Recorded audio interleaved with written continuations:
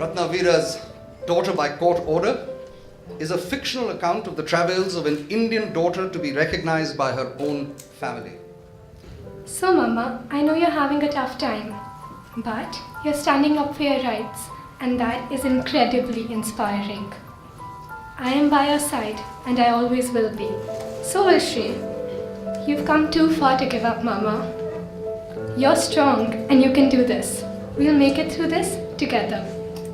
Love you, Mama. Your daughter, Sia. To officially release Daughter by Court Order, ladies and gentlemen, Dr. Kiran Bedi.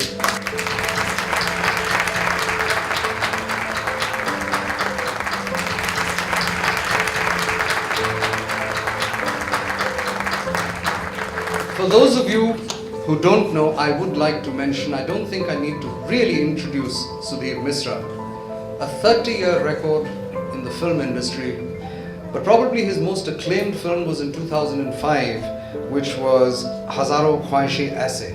It's a book that seems to me to be every woman's, story, if not personal story, something that we all know and can feel. But did you set out to do that? Did you set out to write a book that would be read and would resonate with other women? Unfortunately, it is a story that a lot of women in India and maybe even outside will identify with. When I was going through it, I thought, the first time the language that the mother uses towards Aranya just hit me in the face.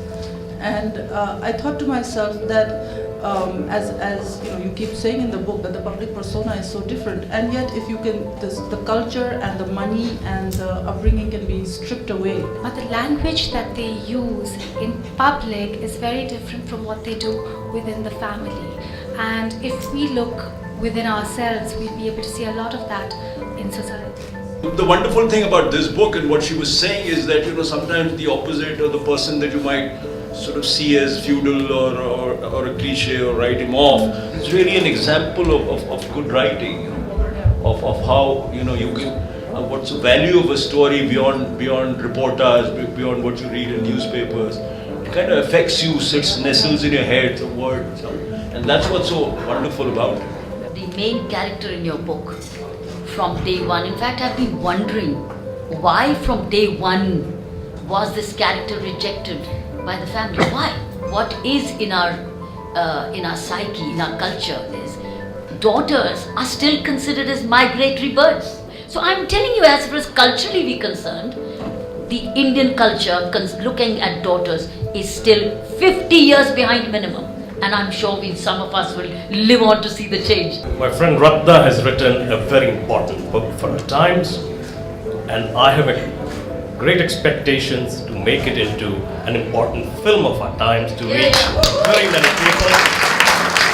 And the man who could really make it happen is sitting in this room, and I'm requesting him to look at this and consider this as his next project, Mr. Sudhir Mishra. Something out of it and make a film.